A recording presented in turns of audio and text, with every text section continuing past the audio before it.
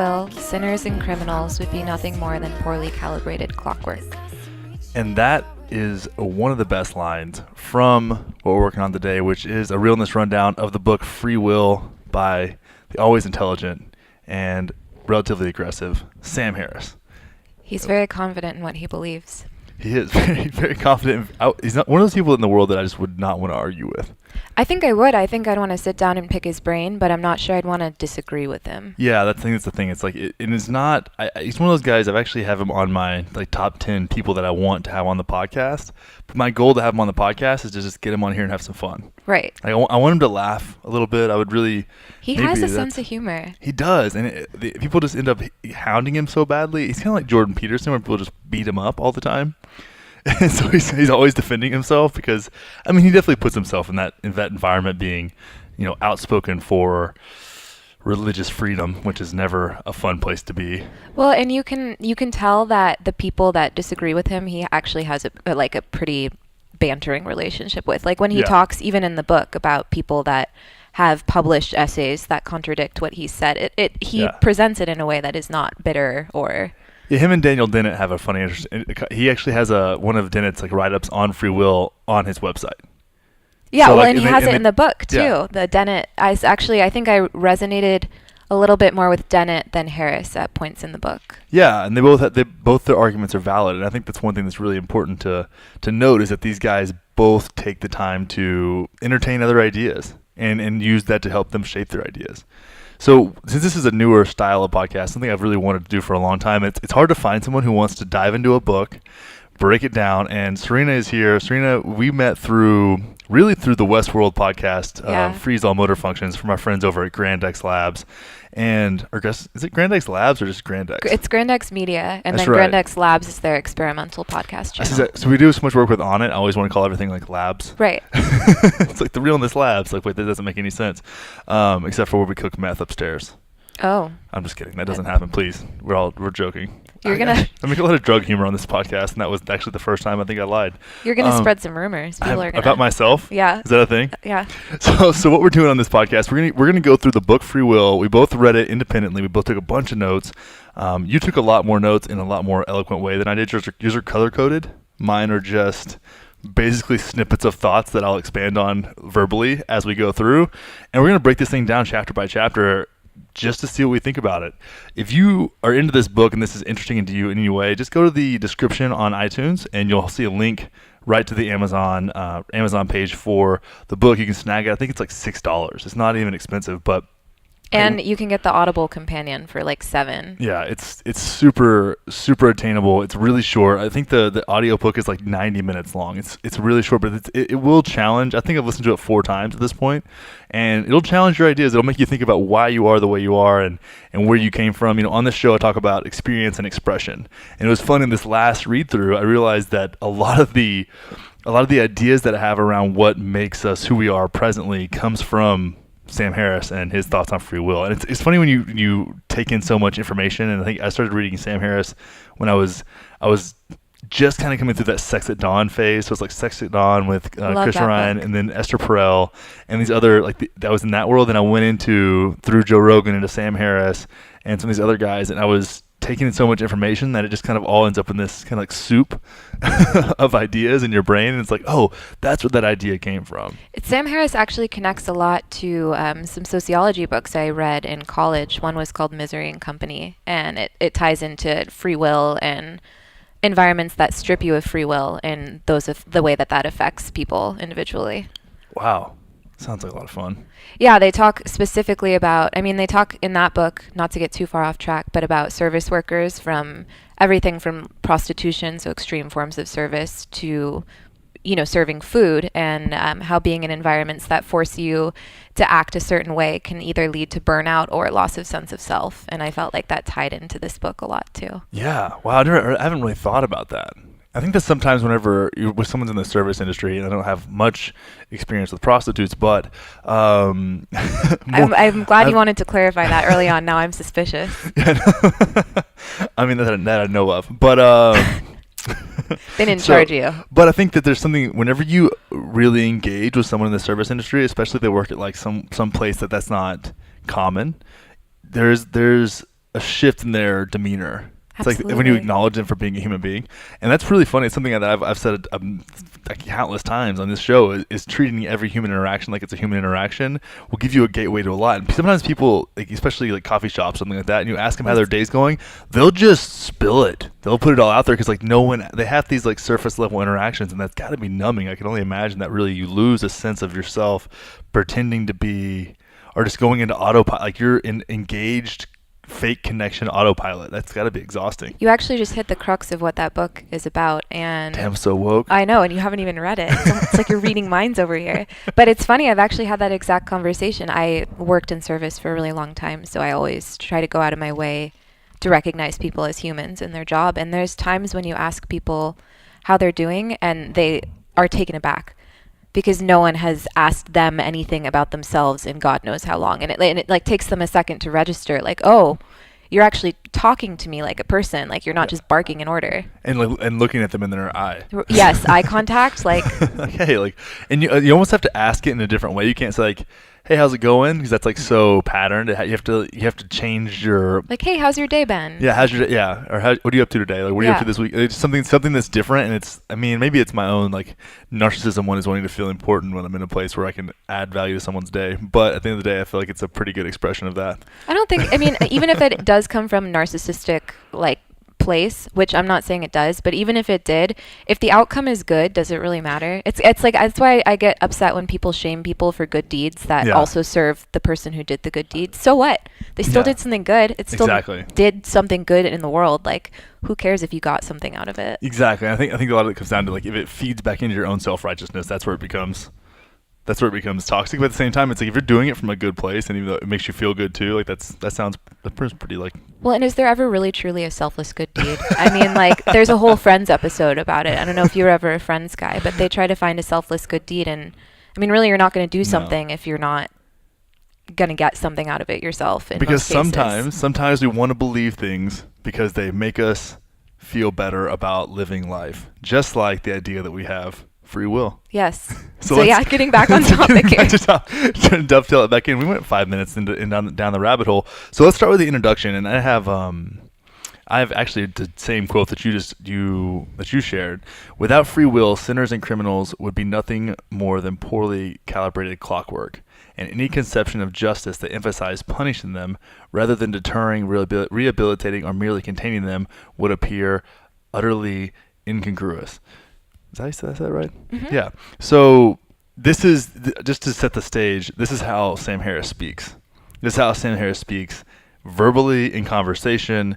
This is his. He doesn't have ums and ahs, and when he speaks, he'll use words like utterly incongruous. And it's beautiful. Honestly, I laughed a lot reading the book, and I was on an airplane, and people were looking at me like, what is this girl getting such a kick out of? And it's like, if you only knew that I'm reading like a neuroscience book about free Yeah. will, basically.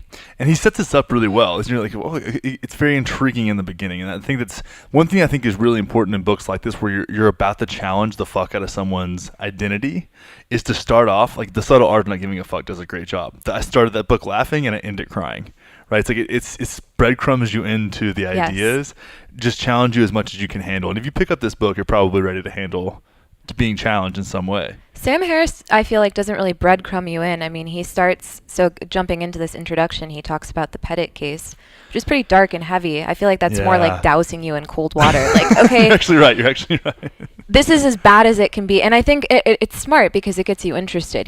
It's very compelling to think about the ethics of this case where, for people who don't know, the Pettit case was a murder case back in Connecticut in 2007. And two men who had formerly only ever been burglars broke into a home and ended up brutalizing and raping and murdering an entire Yeah. family. And Harris goes into talking about the pasts of these men and the things that happened in their life that led them to do those things. And then he basically builds a case for, if we understand that like free will is an illusion, then these men seem much less abhorrent, which is a very bold claim to start a book out with. Well, it's extremely intriguing too. Right. Like you get in there, like, okay, I'm a little bit intrigued, and then it goes right into that, and it's a super abrupt, and there's a lot to it where you look at these guys, and and just to expand more on what they did, like they broke into this person's house, they beat the shit out of some dude with a baseball bat, took his wife, like changed up his daughters. I think it was 3 girls, right? I think it was just one. I think it was 2. Wasn't Okay. there 2? I don't know. Anyways, but there was a handful of people, but they took her to the ATM, got $15,000, I think, came back. Somebody had raped someone else, and then they set them on fire with gas. Like they set the house on fire with people inside. Well, of they it. shot the wife first, and then they set the house on fire with Yeah. the daughter still tied up, and the only survivor was Pettit, And the dad, yeah, who had crawled away. Yes, and was trying to get help. Yeah, so it's. I mean, this is completely egregious. It's out. It's so intense. Like one of those things you don't hear that even very often. Like that's incredibly. Well, and like, I think that's why he starts with jarring. it, because you need something of shock value to build the case. You do. Because yeah. and it worked too, because my first note when he talks about the Pettit case and then talks about free will playing a role, I think I literally have in here like, I don't care if you're a rapist, you're a rapist. Yeah. And I mean, that was the point of view I started the book Exactly. with, and then by the end of it I was like, shit. I kind of see where he's coming from. Yeah, and this is one thing I wrote down. Like the role of luck seems decisive. It's like that's the thing is that you look at the background of these kids who have been emotionally abused, who have and physically abused, and they've been beaten into this place of sheer confusion and darkness, where it's like, do they really have control over what they're doing next? Exactly. Well, and especially when you hear that one of the men who committed the crimes was raped as a child, it brings about this whole, not that because something happened to you makes it okay for you to perpetuate that behavior, but if that kind of behavior has become familiar to you and you have that in your brain as a sort of normalized thing, I think that's what Harris is getting at with loss of free will. It's like it was already ingrained in him as a normalized part of his existence. Yep. And that doesn't make it okay, but it makes it easier for us to logically understand what happened. Exactly. It draws, and we talk about, there's a chapter in this book called Cause and Effect, where I think we'll go into that a lot deeper. But one thing that also got to me was when he said, these men do not know why they are the way they are. You think about that, like if you were to ask them, like, why are you? Like, why? And they did ask him that, and he was like, that's just what came to my mind. Like, that's what, that the idea, the thought arose. Which is wild, and that's one thing. Sam Harris is an extremely skilled meditator, I'd say, or he's practiced in meditation, and you notice that about your thoughts when you observe your thoughts, is that they do the weirdest shit just comes up, and you get to let it go, and you can do these different things, and there's different ways to manipulate that or explore them. But where your thoughts come from is a very interesting thing to try to understand. Well, and does anyone really fully know why they are the way they are? It's like you can No. smoke a joint and try to analyze every minutia of your behavior and where it came from. It's something I enjoy deeply doing with genetics and hereditary kind of stuff. But Yeah. you're never going to have all the answers. And I think that's kind of one of the things he's getting to, is because you truly don't know all of the factors that led to a single decision or a single moment. Like you can't truly be free because Yeah. you can't understand everything that got you there. Exactly. And he does a good job of breaking down like what that actually means. And I think he wraps up this the introduction with, free will rests on 2 assumptions: that we could behave differently than we did in the past, or we are the conscious source of most of our thoughts and actions in the present. So those are 2 assumptions. So that we could have behaved differently than we did in the past, and he goes into this later, and we'll dive into that as well. And we are the conscious source of most of our thoughts and actions in the present, which he does a really great job of breaking those 2 apart. And it's a good way to start too. Like these are 2 assumptions that we have to that need to be solid for free will to fully exist in the way that we conceptualize it now. Yeah. Yeah. So chapter 1. Chapter 1. The unconscious origins of the will. What do you think about this as a starting point? I mean, I already had another standout quote on the first page where he said, "One fact now seems indisputable. Some moments before you are aware of what you will do next, a time in which you subjectively appear to have complete freedom to behave however you please, your brain has already determined what you will do. You then become conscious of this decision and believe you are in the process of making it." Which is, we're not going to do this too many times in the podcast, but extremely Westworld. Right. Yeah, I know. Okay, so it's funny. You guys can't see this out there, but I have pink highlights and blue highlights in my notes, and blue highlights are things that specifically reminded me of Westworld. Yeah, it's funny because so what they came down to is that they, through EEG and fMRI would notice that I mean, you could probably explain it better than I do because you have the text right there, but it's that your decisions were made before you realized that you had made them. Like through imaging, they could see what you were going to do before you would do it, and if they had a screen in front of you that was showing you like, hey, this is what you're going to do before you realized and before you rationalized what you were going to do, you would have thought somebody was reading your mind, but really you were, instead of decision making, you were essentially rationalizing what your brain had already decided it was going to do. Right. And which is fucking wild. You don't know the origin of why your brain decided to do that, which is where you come into, do we really have free will? Exactly. And it's so funny. So funny to think about that. It's like that. It was, I think it was one up to 3/10. It was 3/10 of a second. Is that where it was? Or 300ths of a second? No, 300 milliseconds. Sorry, I wrote that down. So 300 milliseconds before you had consciously said that you decided that you could tell by looking at your brain what was going to happen. That's wild to me. It's crazy, right? So then you just putting that thought in your head, you're like, well, this is the next word that comes out of our mouth that's already been predetermined. And how fast we have to move to be efficient communicators and listeners, and how much information we're actually taking in. In that same sociology class I was talking about, you're exposed to way more information than your body can ever absorb, and you can only absorb a very small fraction of it, but the rest of you is still subconsciously aware of that kind of thing. So Exactly. I can only account for a certain number of things at once. Maybe I don't notice that my toe hurts, but then I relax a little bit later and I'm like, oh, my toe hurts, and I now have like the mental capacity to be able to focus on that in that moment. Didn't mean that my toe didn't hurt earlier. It means I had my attention directed on something else. Exactly. And your body has processes in place to, like, adrenal function that can change if you have a pain and you need to move.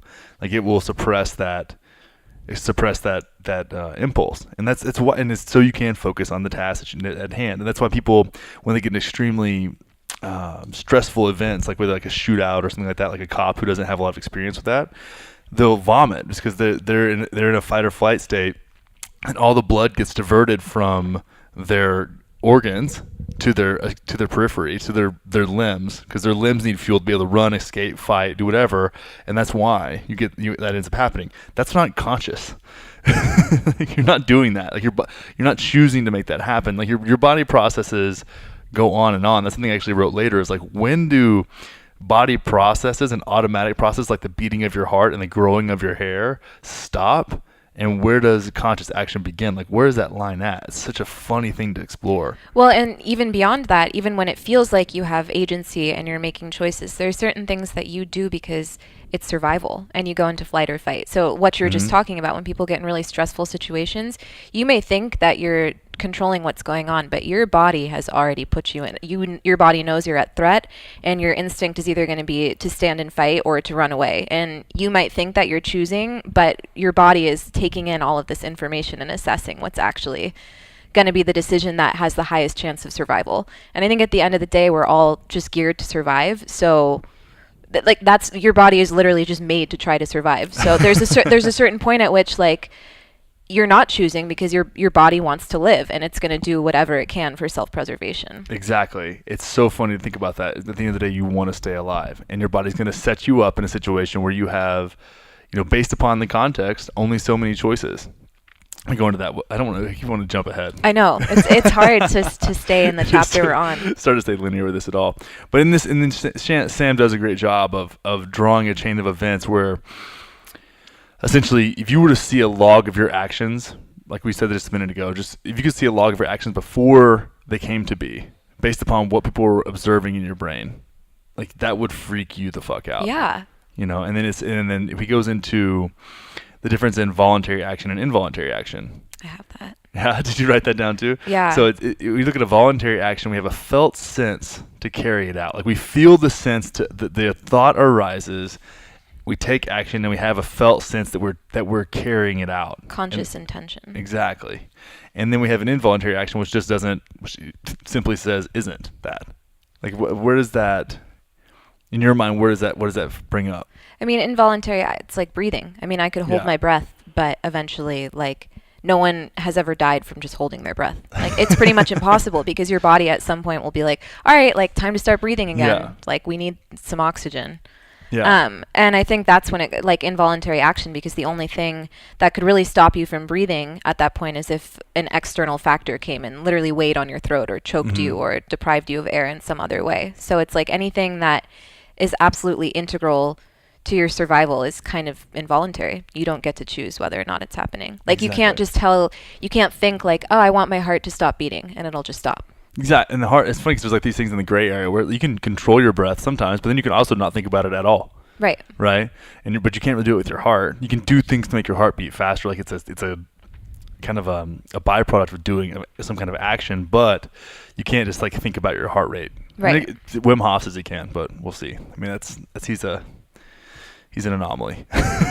I mean, okay, in extreme circumstances, there are people who can meditate and slow their heart Yeah. rate Well, doing. you can take control of your breath, Right, which affects your heart rate. right, But it's still a consequence, not really like the desired right. the initial action. So funny. And then so he goes into this, and it's a lot of it has to do with intentions here, which is like where do your intentions come from, and what determines the character of intentions. He says it remains mysterious. And that's really interesting to think about too. Like where does intention just like if you ask people, and I work with people a lot that do they want to change careers or change career paths, and it's like, okay, what do you want to do? It's like, well, I want to help people, right? And then some people I know don't have that desire at all. But where do these intentions to do a thing, to do good, to be a certain way, like where do those come from? Well, and I think it's an interesting tie into nature and nurture, because there's some things that are genetically or biologically coded, in a sense, into who you are, and you're going to be more likely to do certain things, and then there's other things that are environmental stimulation. Like if, for instance, I had lung surgery when I was in high school, and now when I see, okay, I completely lost my train of thought. So sorry. No, it's good. It's good. No, the character of intentions. That's what we're talking about. Yeah, no, so I think certain things can lead you to, if you had a troubled childhood and you were able to recognize that it was troubled and you were able to sort of heal from that, you are probably going to be more likely to want to help other people Hmm. who have a troubled childhood. Whereas if you had a troubled childhood and you never healed from that, you might not want to, because it might be too dark or too scary Yeah. or too close to home to be able to dive into that and help someone else. So it's like you Yeah. could have, like, you and I could have both had the exact same upbringing, but however we dealt with that would change how we would move forward from it. And the funny thing is, even when you say that after reading this book, what determines the way that you deal with it? Right, and then it's like it reminds me of the Ouroboros, the snake that's eating its own tail. Mhm. Like I don't know, like where it just seems like a cycle, and I'm not Exactly. sure. You know, the time is a flat circle, the Rust Yeah. Cole quote. And so did you write down and see this as well? Like, what would it take to actually have free will? So we talk about the two assumptions that free will kind of rests on, but look at like what it would actually take to have free will. You need to be aware of all the factors that affect your thoughts and actions, Mhm. all of them. So that's a lot of sensory input. That's what I don't think it'd be sensory It would overload. yeah, it'd be distracting as fuck.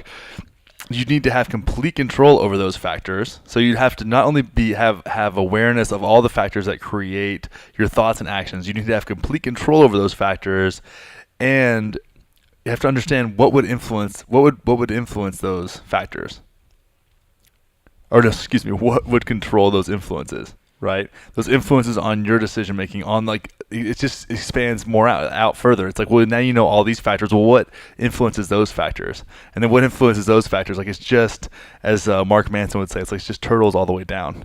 It never stops, right? So to think that you have complete autonomy starts almost to arrogant. begin arrogant or naive, which is kind of the same thing. It's like you end up being like, well, really, do I? Because I don't have control over the weather, and that has a lot to do with my decision making, right? It's a good point. Yeah, crazy. there's completely external factors that you have no control over whatsoever, and they're still feeding into what makes you think that you should or shouldn't do certain things. Exactly. Which ties back into the elements of luck or chance. Yeah, which he gets to do heavy later. Yes. Yeah, and I think he rips on Republicans, which is always fun. He- Spoiler alert. He does do that in the politics section. Chapter 2, changing the subject. What you got here? What kicks off chapter 2 for you? Let me tell you, I gotta get back to my book. I was on my notes. You're bouncing all over the place. I like know. it. Gotta So go back Serena's and got this forth. like massive iPad, the biggest iPad. I didn't know they made iPads that big, and it's just full of notes. This is incredibly impressive. Everyone commenting on the iPad this week. Okay. Um, yeah, I already have. They talk about determinism, libertarianism, and compatibilism. And before we get into that, Sam Harris notes this: libertarianism, in this sense, has nothing to do with the political ideology. Yeah, it's not Rand Paul. No. I mean, he may be a libertarianismer. What would that be called? The political one? No. If it would be the same. Would it be all broken down the same? I don't know. I'm losing my mind. Do you have a good distinction between the three? Like, so determinism, libertarianism, and compatibilism. I did not. I honestly, when I was reading the book, I stuck more to the text. I probably should have gone in and researched those three on their own. Did No, you happen to? I actually did. Okay. Let me go here and I'm gonna start with determinism. Let's see. Got to pull this up, guys. I'm actually not used to having my laptop up during conversations on this podcast. Right. It's really funny. Come on, guys. So libertarianism is easy. Libertarians believe that free will is incompatible with casual determinism. The agents have free will, and agents have free will. They therefore deny that casual determinism is true. Event causal libertarians believe that free actions are indeterminate. Dude, this is blowing my mind. I cannot read at all. This is too much for me. I just geeked out. Your brain's like, I'm overstimulated. I got too many. See, this is what happens if you really had free will and could take in all the sensory inputs. And it wouldn't feel overwhelming right now. I would not. I don't have, a live demonstration of lack of free will with Connor Moore right now. I would like to be able to read. Okay, if I could will myself to read, that would be great. If you really had free will, you'd be able to choose to read in this moment. So this is why books like Free Will are important. Because I'm gonna break this down one more time. I'm gonna try my damnedest.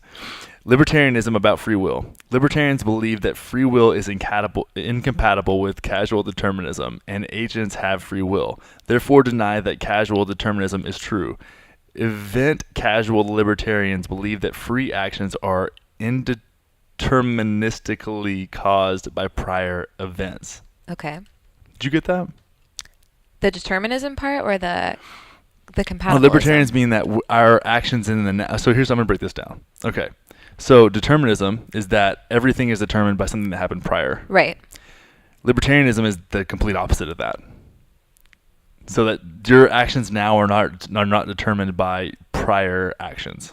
That doesn't seem likely at all. It doesn't seem to make any sense. But I think it aligns with it lines itself well with religion in a lot of ways, which also makes very little sense. Yeah. I was a little background here. My mom calls herself a recovering Catholic, and my dad's a Hindu Indian man, so there was not a lot of religion in my household growing up. That's awesome. And then the place where you kind of have to sit, free will, or that Sam argues, is compatibilism is the belief that free will and determinism are mutually compatible, and that it is possible to believe in both without being logically inconsistent. Compatibilists believe freedom can be present or absent in situations for reasons that have nothing to do with metaphysics. So it's like you do, and that's essentially saying that there are situations where you have free will and that you don't. And that's embracing us. Essentially seems to be like embracing reality for me. I think the thing here too is it does start to pose the idea that you do have free will to an extent, just not to the extent that we think that we have it. Yeah. And I think that's kind of the crux of what Sam Harris is getting at. The idea of free will, the way that we see it, is an illusion. Like, we don't have agency to go do anything, but you do, within a certain parameter, have the ability to decide a certain almost predetermined set of outcomes. Yeah. So you're not completely stripped of free will, but you're also not as free as you think. And I think that's what he's starting to touch on in this. Exactly. And he goes again down the rabbit hole with rapists and murderers, where if you look at the stream of causes that they kind of makes them look like victims themselves, right? Victims of circumstance in a way that then in the worst way, right? And not that this is okay or good or right, but in the worst way, it affects other people, and then starts a whole other stream of cause and effect within that person. They're the victims of their actions. It's a wild thing. And this is one thing that this statement really resonates with me. Am I free to do that which does not occur to me to do? Of course not. Right? I have that highlighted too. It's like if you have no context. This is what I talk about in the lifestyle design program that I do. It's like one of the things that we will do is break patterns and get outside of your normal loop. That way you can have new context. And I feel like if you accept the fact that you don't have full free will, it's actually extremely empowering, which is what Sam argues later down the road. We'll go into that more. But when you have more context of experience, then you have more things that could occur to you to do. Right. And more options that you may choose from, which just expands your options. It doesn't necessarily give you like a full spectrum of options. You're not ever going to know everything. Right. But it could give you a little more than what you yourself. have. Yeah, right. But I mean, that's the thing. I think the biggest thing that I noticed there was growing up in a small town, right? Small town in Texas. Like the things that occurred to me that were even possible in my life have changed tremendously, right? Well, and being from California, the things that, and it didn't really occur to me until I went to college and I met people who'd grown up in so many other areas or had more sheltered upbringings because they weren't exposed to certain things. And girls, a good example was girls who would go to parties and not carry themselves in safe ways because Yeah. they hadn't ever been exposed to an environment that put them at risk. And so it was like, you wouldn't think like, oh, I guess I should like not leave my drink unattended if you had never been in an environment where you shouldn't do Yeah. that before. Exactly. So again, you can't do what it doesn't occur to you to do. Exactly. Yeah. And you don't have so true. That statement, fuck. Am I free to do that which does not occur to me to do? And then the next hard-hitting one, just a couple sentences after, is then he says, a puppet is free as long as he loves his strings. And that kind of encapsulates how Sam Harris sees free will or the illusion of it to me. Yeah. I wrote that down as well right afterwards. And it looks at this and he says, like, what tools would I use to impact my desires? Other desires? Like, what do you have there? It's like it doesn't go anywhere. You end up just getting stuck in thought when it's, I can't. Yeah, your urges, do you have the urge to control your urges? To control your urges. It's just like, where do you go? Right, exactly. I mean, thinking about it makes my head hurt a little bit. Yeah, and I feel like that's the strings, right? You have to like love, the puppet is free as long as it loves the strings. It's like, that's wild.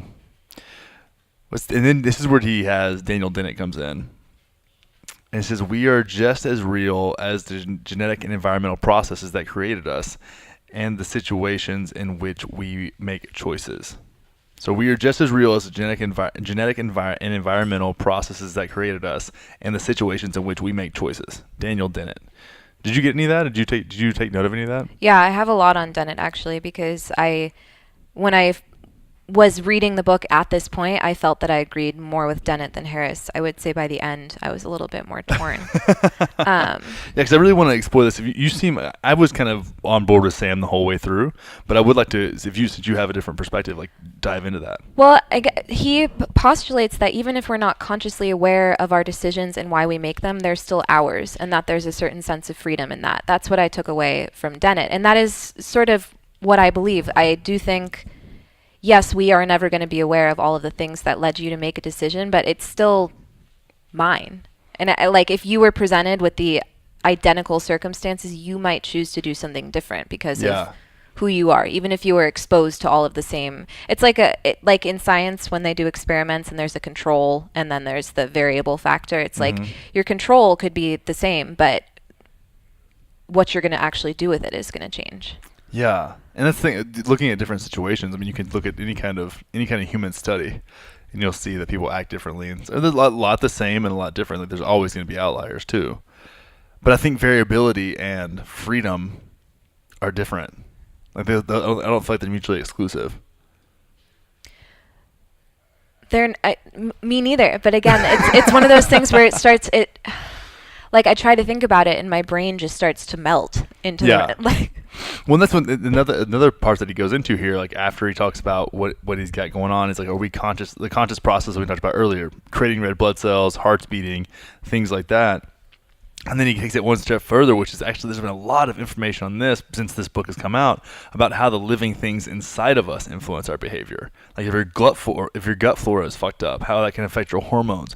And dude, from somebody who's intentionally fucked with hormones, I will tell you that my decision making process based upon my use of testosterone, it's not night and day. It's a whole different situation. Oh, absolutely. Like you just to make another Westworld reference, like you're turning up a lot of things there. Decision make, and I don't mean aggression. Like it's not as like it's not an HBO family special where like Right.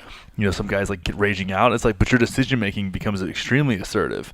And if you're on a good examples, if you're, I'm allergic to birth control pills. I Yeah. can't do synthetic hormones of any kind. My body does not like it. But I didn't know this for years, and I was on them, and I was a little bit crazy sometimes, and Yeah. I didn't know why that was, but I could detect that something was different in me sometimes, but I didn't know why those decisions were being made in that way. Yeah. And then once I got the birth control out of my body after like recovering from all that, I started to come back to baseline, and then in hindsight, I could realize like, oh, okay, like the reason that I did XYZ back then was because my hormones were like this and they were telling me to do this. Yeah. But I didn't know that in the moment, which illustrates that we really aren't as, because if we were truly free, my body would have been able, because the whole time I was allergic, right? So my body, if we were really free, would have told my brain somehow, like, she's Yeah. allergic to this, like, Yeah. don't take it anymore. But because we don't have that kind of conscious communication, I found it out in hindsight, and And you just felt like you were being crazy. right, and it's like, you can't be truly, if I were truly free, I would have known that in the moment. Yeah, and it's even outside of synthetics, like they've done studies now where they can do fecal transplants with rats, and they'll completely change their behavior to be more like whatever they took the gut biome from. That's wild. And it's like that because a lot of times like your urges and your cravings come from this unconscious desire to like you're craving fat, you're craving salt, you're craving whatever, you're thirsty. Like that's not a choice, And like what are you gonna do to quench your thirst? Like where does that come from? Like all these things is so much. If you got wrapped up in every decision, like you would be lost. Which brings us to chapter 3, cause and effect. Cause and effect. Which- I liked this chapter. I have one line of notes from this chapter. I think it was a shorter chapter. It was This extremely short, and it was going so deep and so fast that it was a lot for me. So I really want to hear your take on this, because this gets real fun. Okay, so the first note I have from this chapter is actions, intentions, beliefs, and desires can only exist in a system that is significantly constrained by patterns of behavior and the laws of stimulus response. We read that again one more time. Actions, intentions, beliefs, and desires can only exist in a system that is significantly constrained by patterns of behavior and the laws of stimulus response. Yeah. So it's a little bit meaty to jump into, but I think that translates to what we were just talking about. It's yes, we have actions and intentions and beliefs, but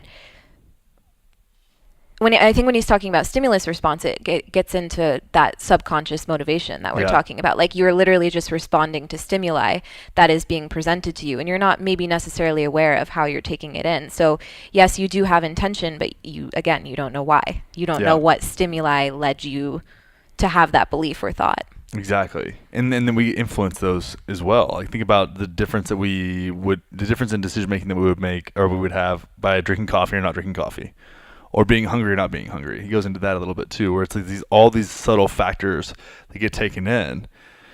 It's extremely wild. And I think when we look at, I think this is where he starts to get into asking the question, like, how'd you get to where you are? And why are you doing what you're doing? Like that, where you start to trace it all the way back. And it's like, well, I can create a story. I can create a narrative around what happened to get me here. But I really don't know. I really don't know like why this time was different, or why I had success in this time versus every other time it wasn't really working. And if I keep going back, and that's why I love like cause and effect. Like the original, you lose track of what the original cause was. It's like a chicken or the egg argument. Yeah, it's like what? Where did exactly. it really start? Because this is where it gets funny. It's like you didn't choose your parents. You didn't choose your genome. You didn't choose your early environment. You didn't start choosing shit until you were like probably like 8, 10. Like you start to like actually get some credit for making decisions.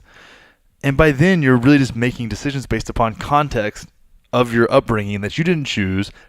And your friends are people from a school you didn't choose who also didn't choose to be there. And we end up in this illusion of freedom when it's really you're just working with what you've got. And a great example is me being in Austin right now. It's a choice that I thought I made very freely. I came by myself. I was like, I'm going to do this whole independent thing. Like, I'm a bad bitch. And then if I trace why I actually ended up here, like, yes, I've always wanted to come here. But in recent months, my roommate from boarding school was leaving Austin and she was telling me all about like her favorite things to do. So that kind of planted the seed of like, Yeah. oh, Austin. And then Grand X is here. And so that was also in the back of my mind. And then I knew that the podcasts were being recorded out of here. So that was also in the back of my mind. And it's like, there's a whole slew of cities that I wanted to visit, but why did I choose this one at this time? And it seems like this whole free thing, but then getting into cause and effect, if I try to trace back what actually got me to this point, there's a whole bunch of influences that I wasn't accounting for when I actually booked that reservation. So it seemed like this whole like free, like my best friend and I are going to go to Austin, like fuck it. But if I look at it, like there's a bunch of things that actually got me to that point. Exactly. And so I think that's the big takeaway of this chapter is just considering like where actions come from. Right. Like where the actual actions come from. And I may be mistaken. This is the chapter where he talks about the guy like losing weight, right? And like getting to be friends with Tim Ferriss and all that. I don't want to. The next one. Is the next one? I don't think it's in because cause and effect is too short. Oh no, yeah. Okay, so let's just move on to the next. Cause and effect, super short and super meaty, but I thought it was really well timed, and I love that he doesn't have. It doesn't feel like he has the pressure to make all the chapters the same length either. Like he makes his fucking point and bounces. I like that about Yeah. him either. He's not like, okay, this is a chapter, so it has to be like Yeah. this many pages. Like, no, I'm gonna say what I need to say and We're move moving on, especially within the book that's so short. All right, so chapter 4: choices, efforts, intentions. Love this. I also have a journal called the Intention Journal. So I've seen that. I know, yeah. That's an and it's, awesome design. Thank you so much. Shouts to intern Abby for doing the best graphic designs in the Realness Media company of two.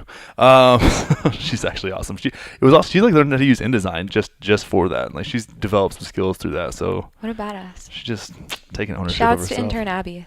Graphic, yeah, that intern to intern. Intern to intern. Yeah, I'm with you. Pretend intern to pretend intern. So the difference between premeditated volitionary action and pure accident seems immensely consequential. And I think that's really important, is understanding that to distinguish between what is premeditated action and pure accident is extremely important in this situation, right? So there are things that just happenstance, and accepting that and being okay with that, and then what is premeditated, and we're able to control. And he argues that the distinction can be preserved without the presence of free will, which I was like, okay, now you've got me. That's the hook. And it's like getting right into the middle of the book, so it was a great time to put us in that. So it says certain states of consciousness seem to arise automatically outside of our intentions. Others seem self-generated and subject to our will. So this is where he goes into the whole like fat guy who's like he's trying to, or a guy that was in shape and then he got out of shape and then he kept trying and kept failing. And we all know this, right? It's like I have this desire to change something about myself, and I keep trying and I keep failing and falling on my face, and it doesn't work, and then somehow this one time things line up, and then you get even more motivated than you were before or something, and then everything started to change, and then he subtly name drops Tim Ferriss in here, and you happen to meet this guy and do a consult with him, and then it changes the way you think about things, and you move on, and then next thing you know, like people are asking you for advice on how to get where you are, all these things, and it's like this whole string of events, and you would go back as you like tell your story, and it even brings up like anytime you see somebody who's outwardly successful and they tell their story, they're really just recounting like circumstances in which they put themselves in, and I think there's something to be said for putting yourself in circumstances where things can, or situations where things can happen that are beneficial, but at the same time, like, who knows? And I think who knows why? The quote for me that kind of, I'm trying to pick out the best parts of the chapter because, I mean, like, obviously it's all great, but there's some lines that kind of encapsulate what's going on. And he has this one, you are not in control of your mind because you, as a conscious agent, are only part of your mind, living at the mercy of other parts. You can do what you decide to do, but you cannot decide what you will decide to do. I love that. I fucking love that. So I wrote did that I. down as well. You're only a part of your mind living at the mercy of the other parts. Yeah. And then he has another one later where he says, where I have this one written down. You can do what you want, but you can't account for the fact that your wants are effective in some cases and not in others. Exactly, and that's the thing. It's like you may want. Like, it doesn't. Like, let's think about something like egregious again. It's like you may not want to cheat on your wife, Right. Hopefully you don't. and sometimes your wants will want will outweigh what your deep want. And that, so what is that? What is that there? And this is something we talk about. This is so, because it's so blatant, right? It's like, well, what factors are at play there? Evolutionary factors, psychological factors, biological factors, like all those. Do you have control over that shit? No. Well, exactly. And it's like you can, and that's why you see most people who've cheated feel remorse. They didn't, Yeah. I mean, there are obviously some people who are like, I cheated, fuck you. But like nine Yeah. times out of 10, there's remorse involved and people feel shame for their actions, which if you truly didn't want to do something and you did it anyway, and then what led you to do that?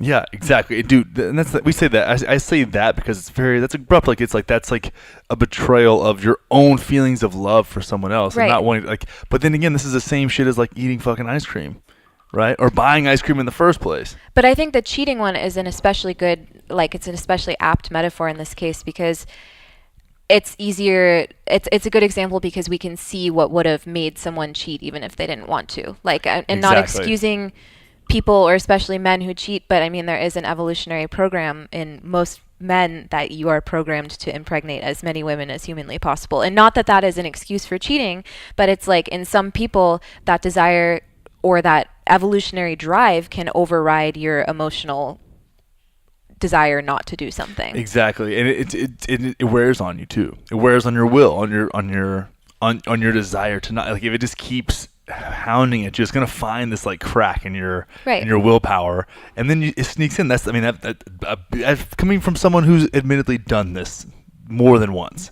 It's like it doesn't feel good, and every time it gets a little bit easier. You get to rationalize a little bit more, and it's like, am I actually even making a fucking decision, or am I just rationalizing things That your I body has want? already decided. And then I'll go read Sex at Dawn, and then I'll really be able to fucking not only rationalize, but then intellectualize Yeah. and rationalize things that I want. That, you know what I'm saying? It's like you can go down that rabbit hole, but like, okay, let's say this: why read the book Sex at Dawn? Why did I make that decision? Because you were, and that's, I Because- mean, in hindsight, you were looking, and you knew that that would give you the justification. If you haven't read Yeah. Sex at Dawn, it's a phenomenal book Yeah, about we'll put sexuality. we'll put the link in the description as well. Yeah, it's phenomenal. But yeah, you were looking for a justification for your actions, and you knew you would find it in that book, but you were doing it backwards. Well, even that, I would say, not to interrupt you, but it's like I was trying to figure out why I was betraying what I actually thought that I wanted. Right. It's like I can't. It seems like I don't have any fucking conscious choice over this. I gotta figure this out, you know. And it's because it had happened enough times. I'm like, I guess I'm just fucking broken. Like, I don't know. And it's a funny thing to think about. Like, that was my intention for seeking that out. Well, and there could have been a slew of other factors. And again, this is an apt example because I think it's understandable for people who, you know, some people fear commitment and that's why they cheat. So it's not even that they don't love the person. It's like they have a fear of being tied down and they might not even be consciously aware Yeah. of that, but they know that it's hard for them to stay committed to one person. Yeah. Or it could be the evolutionary. It could be so many different things. Yeah. Or you have like abandonment issues, so it's like hard for you to be intimate with someone. So Right. you lean into relationships where you don't have to. But are you really aware of that? In the moment where you sleep with someone else, you're not thinking about that. Yeah, you're not like, oh man, I'm being so avoidant right now. Yeah, and if you were thinking about that, you probably wouldn't do it. And that's where the Exactly. whole free will thing comes back in. If you were aware in the moment, like, oh, I just want to sleep with this person because my last relationship, they cheated on me and I have this like emotional scar and now I'm going to perpetuate it. Like, if you could intellectualize it in that moment, you probably wouldn't do it. But Yeah. you don't have that in that moment. Which is why there's millions of therapists. Yeah, shouts to the therapists out there. Yeah, so it's like that give you those tools, because it takes someone outside of you to do that, because you can't, again, consider all of these factors as the thinker of the thoughts. And I think, again, it's the fact that we all have to do it in reverse is the thing that really gets to the lack of free will point. It's like if you're tracking it down. Well, and it's like it's going back to that brain scan thing. It's like you see that the brain made this decision however many minutes ago, and then you became aware of it, and then you were justifying it. I mean, that's real time. Like, that's what those cheating Yeah. kind of instances are. Exactly. And this actually wraps up on one of my favorite lines of the book. You will do whatever it is that you do. which is there are very few. I don't use the word truth very often, but I believe that is true. You will do whatever it is that you do, and to say that you could have done otherwise is Meaningless. Meaningless. That's what he has. Because you yeah. couldn't have. Yeah. Another standout line actually from this chapter. I think this may have been my favorite chapter. Looking at my notes Yeah, on I it. think so. He had another line where he said, "Of course, you can create a framework where certain decisions are more likely than others," and that was really interesting to me because that kind of got to how people think that they have free will because they've designed circumstances in which they feel like they have it. Like you've painted a picture in which it seems like you have free will, and so Yeah. I feel like I'm doing a bad job of No, explaining no. this. Just to give a simple example, it's like not having. We talked about ice cream earlier. It's like not having ice cream in the freezer, so you don't like you limit your decision making. There you go. That's perfect. Or not hiring a hot secretary, so you don't want to fuck her. Right. Yeah. It's like, but do you really have free will, or are you just sidestepping the fact that you don't? And my boyfriend actually came up with a really cool metaphor for this. He was like, if you put a baby on one side there's a pacifier and on the other side there's an electric fence. Like technically the baby has free will to choose either of those things, but 9 times out of 10 it's going to go for the pacifier. So it's like in those situations, like yeah, it might seem like the baby has free will, but you also put them between an electric fence and a pacifier. So exactly, it's like, what are you gonna do? Right. Yeah, it's so funny. I really enjoyed that chapter. I did too. And this is fun too. It's a fun question to ask yourself in chapter 5. Might the truth be bad for us? This was another of my favorite chapters. And it's also very Westworld. Yes, and we talked about it on the way in. Yeah, exactly. What did Ford say? And not to make too many Westworld plays here, but I think it really works when he talks about keeping the host from remembering. Oh, yeah, where he says, basically, like, I'm paraphrasing here, but they've seen so much shit, it's humane to let them forget. Yeah, like letting them not know. Yes. Is great. I think that's sometimes if you think, it almost makes us feel better. Like I was leading into earlier, it makes us feel better to think that we have full autonomy over this meat body that's cruising around this rock in space. Well, and I think also it gets to, there's a confusion of individuality and uniqueness with actual free will. Yeah. So it's like what makes me me and what makes you you are entirely different and unique factors. So while our choices are unique and in some cases, in many ways, individual, uniqueness doesn't equal freedom. And I think this idea that like, oh, we're all so different and we're making these different choices, like, yes, we are all different, but we're all bound by the same chains at the end of the day. We've all got different strings. Yes. That's a good way of putting it. Yeah. We are all puppets and we'd all just have different strings. Exactly. Love that. That's actually, damn. We should tweet that at Sam. Might hit us with a retweet. Yeah. Sam Harris, if you're listening. And yeah, many worry that free will is a necessary illusion. And that's the thing, is like, is it something that we need to not poke the hornet's nest here with, like, because then as he brings up some examples of where people aren't as responsive or aren't as courteous or don't act as well, I would say, for society's sake, when they have been introduced to the idea that free will may not exist. And do you think that's because people are depressed when they find, because I took it more as like, it can be kind of, it can make you feel like your existence is really meaninless. So I didn't it's what you said too. For your first kind of inclination with this was to look at, like, and this is what he goes into here, is like, well, why does anything matter? Why even do anything? Because the things are just going to happen. But he's like, that's a choice with its own set of consequences as well. So to even get there is like, are you even choosing that? Yeah, he has a wonderful metaphor about how you could try to choose to do nothing and you could just lay in bed all day and see what comes at you. But he would say even then that choice is still a choice, and it would become increasingly hard to make because your body would be telling you, like, get up, drink water, go for a walk, be outside. And if you're staying in bed and laying there, you are choosing to do that. Exactly. It's so funny. He says, revealing truths about the process of the mind could have unfortunate cultural or psychological consequences, which I think is true. I mean, it makes sense. I think I would have to agree with that. I want to say it's true, but like when you start to help people see behind their own curtain, and that's something I've said again on this podcast several times, one of the scariest and shittiest things you'll ever see in the world is yourself, and like how you got to where you are. But as he continues to expand on this, increasing compassion and forgiveness, and releasing entitlements for the fruits of our good luck. So what he's getting there is if you can look at what's going on and look at people as essentially accumulation of their experience in life up to that point, you can increase compassion and forgiveness, and then also in your own life, release your entitlement to what has been the product of just luck and circumstance in your life. Like that's fucking wild. And you can do that by saying like this thing just isn't as free. I'm not as responsible for this shit as I thought I was. And that's okay, and that's good, and that's liberating. And if shit goes downhill, like, man, like that happened. You know, if my house gets taken in a mudslide, like that sucks. I do have control over how I respond to it, Yes. kind of, but that's really only based on can I act in a way that I don't know that doesn't occur to me to act. I can't remember if it was in this chapter, but he actually said that's one of the only positive takeaways from existentialism is the idea that like we are in control of how we respond to these kinds of situations. And I would believe that we can give ourselves more context on how to respond through self-work and personal development. Like that's where that comes from. Yeah. You know, it's like, oh wow, I can create space and be like, is this action from a place of pain that I have that's unhealed? Like those are things that you can explore this stuff within yourself. I don't know. This is a fun chapter for me to explore. He's like, well, do you need to give people the keys to the keys to the machine room? I don't know, what are your thoughts? Kind of ran away with that. Like on how if people should see how the sausage is made. Is that what you're the like? chorizo. Yeah.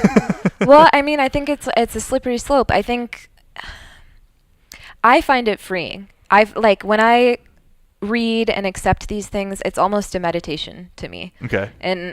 But that's again like that's who I am. So I might take a certain sense of peace in this where someone else might be totally earth shattered because they've made every decision up until this point believing that they had free will and agency over their choices, and now it's like, okay, well, if I didn't, that's scary and depressing, and if someone else or something else is controlling all this, what's the point in participating? So I think I feel like it sounds pretentious to say that some people are more ready for that truth than others. You know who I think? I don't think it's pretentious at all. I think that's with anything, right? With anything, like I don't think there's a lot of people that they're really ready to see how the government works. Right.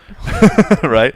And so that's what it is. Like if you see behind the curtain of that, it's a lot. And I think one thing, actually, Mark Manson I'm a huge fan of his and his work. I'm actually gonna do a realness rundown of The Subtle Art of Not Giving a Fuck, which is a fantastic book, but I was listening to his AMA on his membership site, and somebody asked about narcissism, and I think this is a good example, and maybe I just want to intellectually put this in here so I look awesome, but he talks about how narcissists, what's attractive about them, and why we get so intoxicated by that personality type, because they've believed that they're so special, they're so good, and so that's exciting for us. Like, wow, this person like really, and you kind of buy their bullshit for a while because they're buying their bullshit until you start to see that as soon as things go a little bit haywire, like you get projected on, you get gaslighted, all these other things. Yes. Because if they were to take responsibility for their own imperfectness, then that would completely shatter their perception of themselves.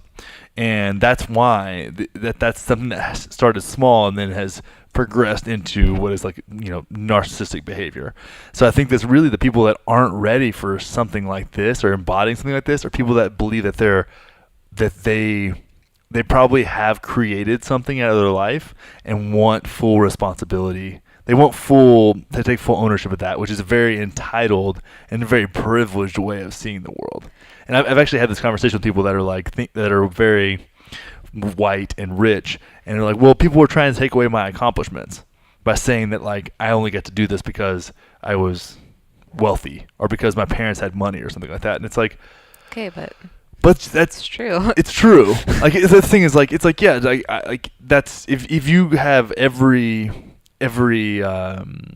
fucking all your, say your neurology, maybe you got a scholarship to college, same education, all the way down, but you don't have $500,000 to just throw around.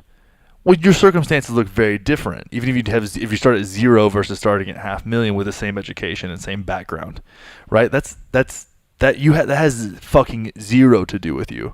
Actually, I had a girlfriend once upon a time who had like a big savings account that her dad had given her, right? And she had said something about, I don't know if she was talking about something, but she was like how she had bought her car, which was actually her dad's old car. and she had paid with it from money from the savings account. So basically, And she was like, her dad bought her dad's car. She was like, what was my money? And I was like, where'd you get it? Well, from the same. I wasn't like criticizing her, but I wanted to see her. This is a completely entitled way of thinking. She goes, and it was like, well, it was from the savings account, but it was mine. And I'm like, yeah, I get that it's yours now because it was given to you, but that money existed whether you exist or not. Right. You had zero to fucking do with it. You didn't, yeah. And that's not wrong, but don't get it fucking twisted and start thinking that you actually did something to deserve that. Because you had to just live or and that breathe. You're more deserving than anyone else of having Exactly. that. I think that's the bigger. And I think for the people out there who are perturbed by the idea that free will is an illusion, I would say that I think the thing that sounds scary about it is the idea of thinking you're not in control of everything leads syllogistically to the impression that someone else is in control of everything, and that's not what Harris is saying either. Exactly. He's saying you don't have full agency, like you don't have full free will, but that doesn't mean that you, Connor Moore, are controlling like me, Serena. Yes. Like just because I don't have free will doesn't mean someone else has my free will. You're not giving anything away. Right, and it goes back to that quote where he says you're at the mercy of everything else your body's doing. You're just a part of it. And so it's all still you. It's all still coming from you and your own experiences. And to me, that's kind of freeing. Yeah, and you're an accumulation of your experiences, and once you open your eyes to that idea, well, then you can use whatever influence you have on your own life to go create more experiences, right. and then become an accumulation of those experiences and embody those as well. And that's really fun, which leads us into chapter 6. Moral responsibility. This was a great chapter too. I feel like I keep saying that. Yeah, it was such a good way to close this thing out. I mean, obviously we'll talk about what we thought about the book as a whole, but I'm sure you can probably tell by now. So what does it mean to take responsibility for an action? Man. So did you do a lot of notes? Your notes are so good on the 5 cases that he wrote out. I didn't take notes as much as I just absorbed them. I feel like. So full disclosure, guys, you guys can't see this. So Serena has the actual like physical copy on her iPad that she's able to go through. I went all from the audiobook. So you have the actual, you don't need notes because So would you break down, I think the biggest thing here is breaking down the 5 cases that he brings up, and that's something that creates a lot of just a lot of thought. It's the meat of the discussion. It really is, and it brings it into this very well. Okay, so this is in the chapter called Moral Responsibility, and he says, consider the following examples of human violence. 1. A 4-year-old boy was playing with his father's gun and killed a young woman. The gun had been loaded and unsecured in a dresser drawer. 2. A 12-year-old boy who has been the victim of continual physical and emotional abuse took his father's gun and intentionally shot and killed a young woman because she was teasing him. 3. A 25-year-old man who had been the victim of continual abuse as a child intentionally shot and killed his girlfriend because she left him for another man. 4. A 25-year-old man who had been raised by wonderful parents and had never been abused intentionally shot and killed a young woman he had never met, quote, just for the fun of it. And 5. A 25-year-old man who had been raised by wonderful parents and never been abused intentionally shot and killed a young woman he had never met, quote, just for the fun of it.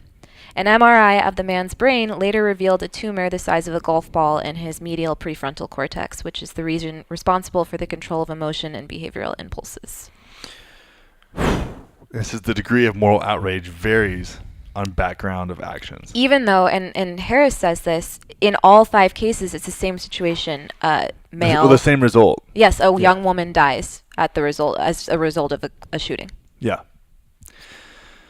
It's wild because I mean, if you think about that, and you guys that have listened to that, like you have a physical response to listening to those. It goes from like sad to angry to really fucking angry to like almost like sad, frustrated, confused.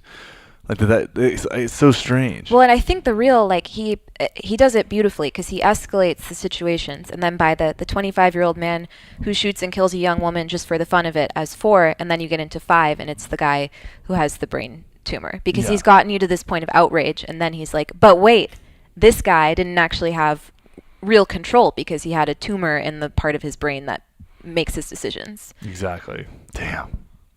And so he gets you morally outraged and then tells you why you don't get to be.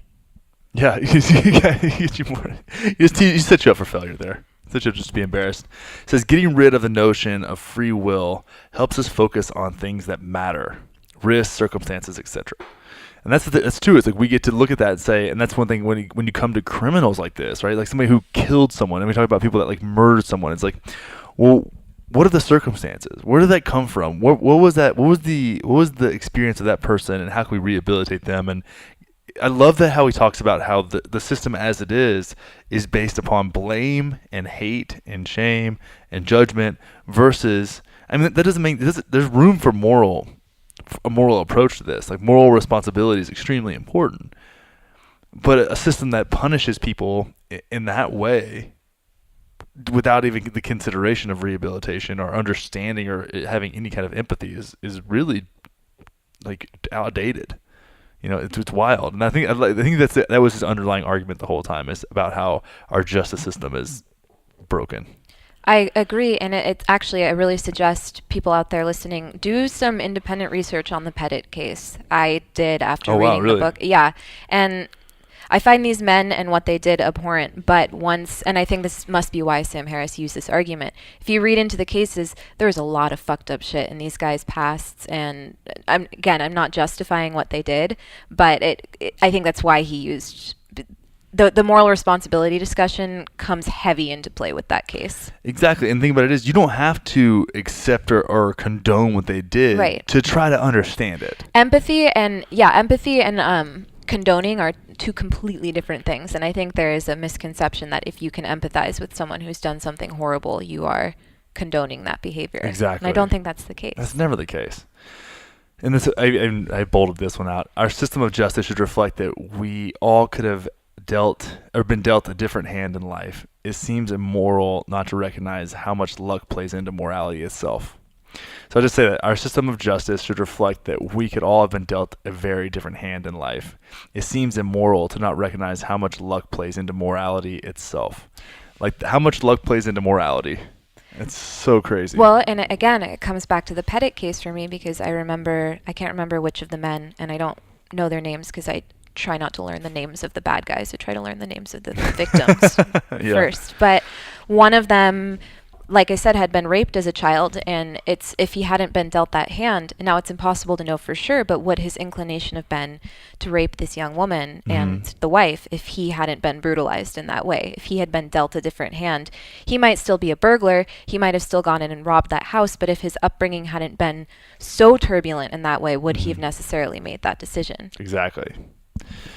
We'll never know, because that's the thing. Is like to say you would have done something different Is meaningless. It's just so You will meaningless. do what you will do, and to assert you could have done otherwise is meaningless. So fucking good. Chapter 7, politics. This is a great one, too. Everyone's favorite. This is one that you really want to. If you read this book, if you go snag this book, read this chapter and then bring it up at maybe like Christmas, Thanksgiving, All the your circumstances grandmother's were, birthday, like somewhere where your family, especially if they're extremely conservative, like this is the time. This is the time to break that out. So he says liberals seem to understand people can be lucky or unlucky, which I would agree, and they also tend to take a victim stance, generally speaking, in my opinion. And Bill Maher's. Conservatives make a religious argument that disregards luck and how much it takes to succeed.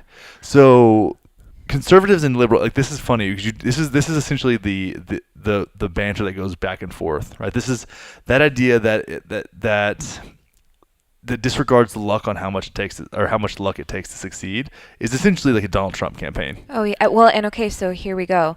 The quote from this chapter that really stood out to me was, "Consider the biography of any self-made man, and you will find that his success was entirely dependent on background conditions that he did not make and of which he was merely the beneficiary." Exactly. What else is there to say? Mic drop. Mic drop. It's like, that's the thing is, even say this, say like Gary Vaynerchuk, right? Hella successful. You know who that is? Gary No. V.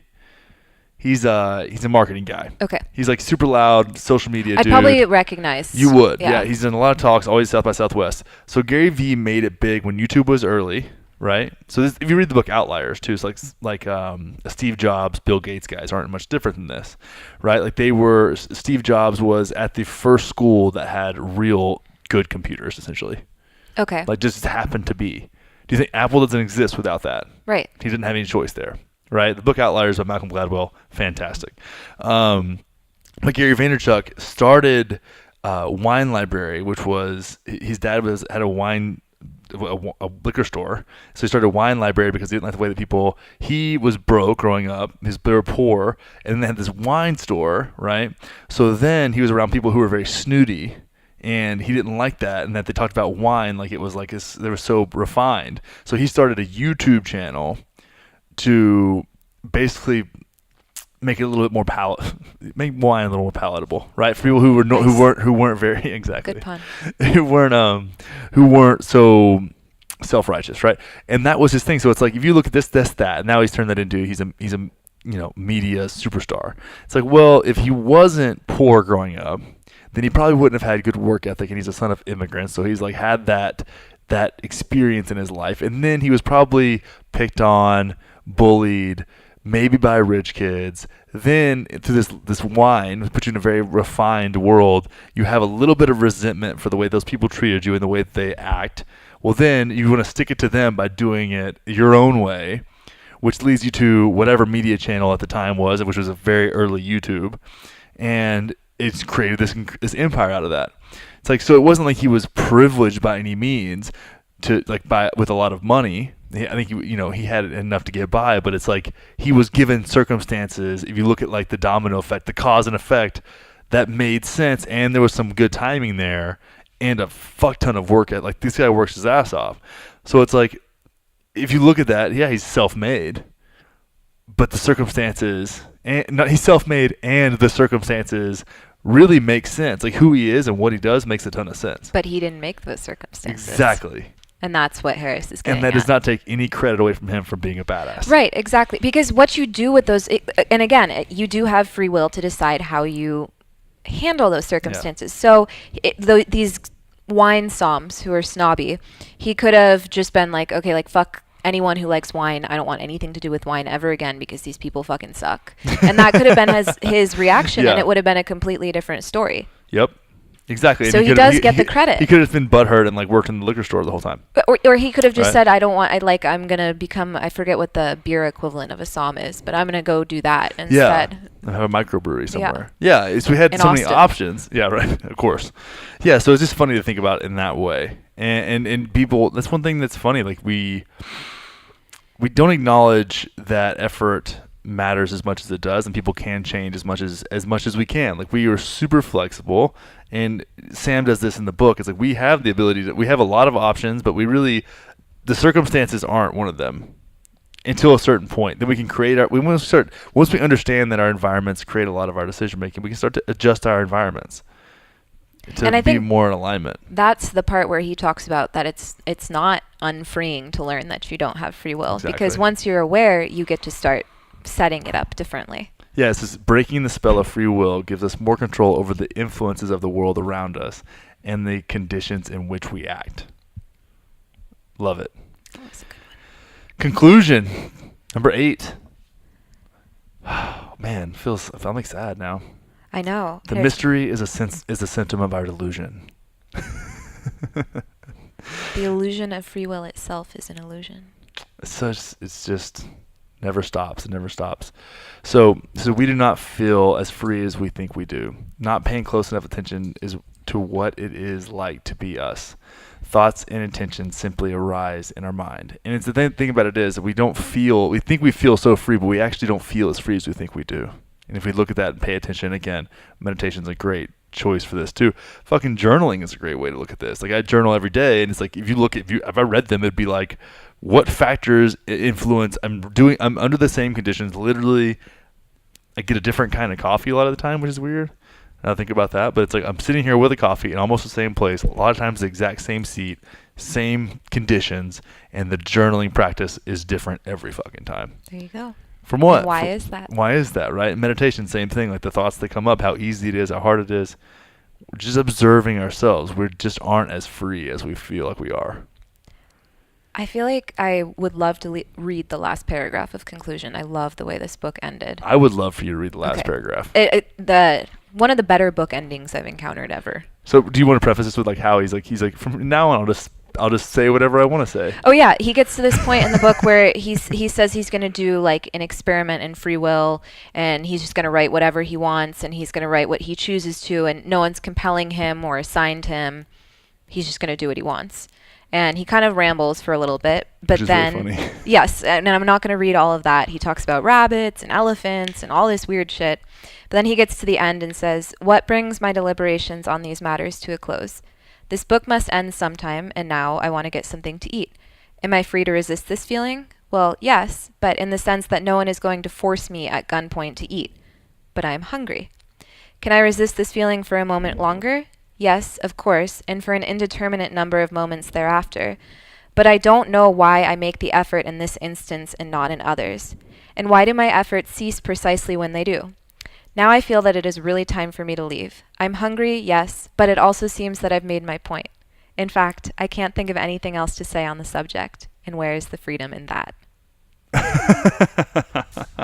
I love it. I love the way he ends that, wraps it up. Where's the freedom in that? I laughed, and in like in a good way. Like this, it was so well done to me. And he has this like tongue in cheek, like he was like smirking his little face off whenever he wrote that. I was smirking, like I'm like smirking on the plane, like. Oh man, yeah, that's actually the last line of my notes I just put. Where is the freedom in that? Because I was over here like giggling at the end of it. Well, this is, I mean, overall, what are your thoughts? So, I mean, I agree with Harris to an extent. I see value in some of Dennett's arguments, but I think the reason I'm not all on board might be because I'm not quite ready to be. There might be a part of me that's like, no, I still want to believe that I have a little bit more like agency and uniqueness to do what I want to do. And I might not be fully ready to accept like how little control I have, because I am a micromanager in my own life. I need to control, I need to manage, like I need things to be laid out a certain way. So I think it's harder for me to accept that so many of these things I'm just going the way the wind blows me. The wind being all of these internal factors in myself. Sorry. It's okay. I think everybody will forgive you for bumping your mic. I bumped my mic. That's why I'm apologizing. Yeah, I think that you're spot on there. It's I think it's self-aware of you in a way. I feel like maybe it's not ready to accept that, but I don't think just completely throwing in the towel of like of ownership of yourself is really necessary either. It's really funny how that all works out. And I think for me, like, and maybe I had a little more of a traumatic like upbringing than a lot of people, so it almost like settles me down. Yeah. And I'm like, wow, I can, and even in challenging situations, I know like, okay, well, I ended up here for a reason. As weird as that may seem, like this is going to be a part, and the reason is because this experience is going to be part of my life. That's really the only reason it needs to exist. But based upon the fact that it is a part of my life, it then becomes a part of the way that I make decisions going forward. And that's really all that I can ask for from anything and anyone, is to be a part of my life experience in some way. And I for whatever reason, this book, I'm glad we're talking about this, and I'm glad that we kind of resonated over this book, because I haven't had an excuse to go back into it and realize how much it's shaped the way that I act and the shit that I talk about on the show. And I'm stoked about the fact that I got to take this fourth read through as a chance to really reflect on what it's done for my life. I think it's huge. I think it's a big part of, in my own little fucked up way, and sharing a really similar message to Sam. No, and I think it is one of those books that you digest, and it's gonna mean more as it's, soups taste better when you let them simmer. And it's one of those things when, as I let this book simmer, I'm sure it'll start to mean more and more as other similar books have been. But sometimes the first time you encounter all this info, it is a little bit overwhelming. Yeah. And so it challenges your identity a little bit. Yes. Or a lot. Which is also helpful too sometimes. And I think the eeriest part of it all is how much sense it all makes.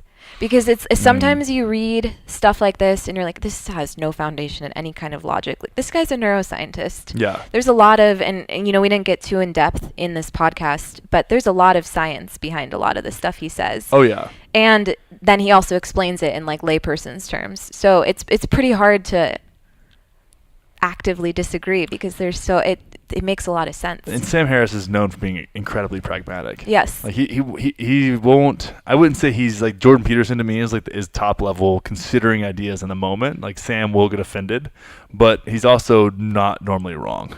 Like he's patterned that behavior like that. I don't think it's within his capacity of free will to take criticism well live. And he's definitely gotten better at it. But it's funny. It's funny to think about that. And I think he's an incredibly important person. He takes a lot of heat, but I'm stoked in this book. Highly recommended. I mean, if I was gonna say like 1 out of 10, I'd definitely give it like an 8.5, and just on the fact that it's so short too. Yeah, that's hour and a half audiobook. If he wrote this out, if this was a 400-page book, it would I think it would lose impact. 66 pages of actual book. Yeah. The rest, it's like a 90-page book. The rest of it's all notes and acknowledgments. And that's all it needs to be, because it's very thought-provoking, and that's the intention. It's like an extended essay, basically, on free will. Yeah, exactly. So, Serena, this has been awesome. Yeah, I'm stoked about this. Thanks for having me. Yeah, and the first book review podcast that we've done. This is it's a big moment for me. It's a cool rundown. I would love to review more books. Yeah, let's do it. Next time I'm in LA, we'll have to get one. Pick a different book. Let's do The Subtle Art of Not Giving a Fuck. I'll probably do that before I see you again. Yeah. I don't know if I can. I don't know if I can wait. It's too good. That outline is just sitting upstairs, just burning a hole in my desk. So where can people find you? I mean, you're active all over the place. You're making badass Westworld memes. Like you're doing the thing with Grandex. Yeah. I am Serena_Therese on everything. That's THERESE. And I thought that there weren't underscores in my Twitter or Instagram, but I just learned yesterday that there is actually an underscore in both of them. So Serena_Therese on everything. It's going to have some cohesiveness throughout your social media presence. Good job. And shout out to Freeze All Motor Functions and Grandex for bringing us together. Yeah, seriously, we connected over it. You guys I have to plug the podcast. Please, if you watch Westworld, check out Freeze All Motor Functions from Grandex. That is why Connor and I became friends. And actually what prompted this whole discussion of free will was some crazy Westworld theories. First off, I mean, I definitely want to plug Freeze All Motor Functions, but if you're not watching Westworld, you should watch Westworld. If you've made it to the end of this hour and 25-minute podcast, damn, then you're not watching Westworld. You're missing out. Get over there. And of course, guys, if you love the show, give it a review, and we'll see you all next time. Thanks. Bye. Bye.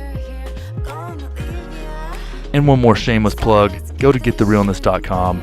Click on the Intention Journal tab. Order yourself an intention journal. Do that shit every morning.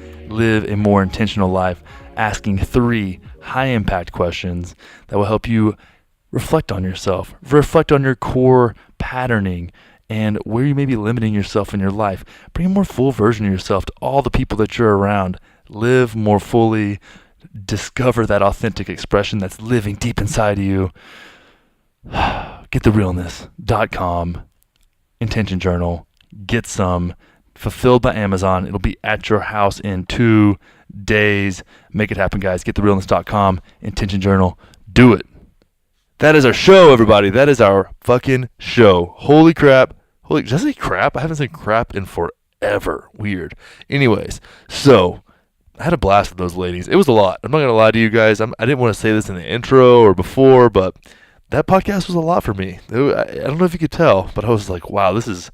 They ran away with it. They took off. That was the Liz and Allie show, and I was just kind of a bystander, just there, just living in their world. And I hope you enjoyed it as much as I enjoyed the re-listen of this thing, guys. If you love the show, please head over to iTunes, give it a 5-star review. And if you want to work with me or take part in the Realness retreat that is coming up August 10th, and that is 2018. If you're listening to this in the future, August 10th through the 12th, 2018 in Austin, Texas.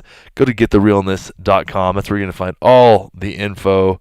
We got journals, we got retreats, we got lifestyle design work, one-on-one. Get yourself right. Find that authentic self deep down that's been buried by all the bullshit that life's handed you, and bring that motherfucker to the surface and start crushing life. That's what we try to do, guys. That's what lifestyle design is all about. That's what the Intention Journal is all about. That's what the fucking Realness Retreat is all about. That's what this podcast is all about. It's just living this life to the fullest. I hope you're doing that. I hope you do that all week. I love the hell out of all of you guys. Thank you so much for tuning in. We will see y'all next time. Peace.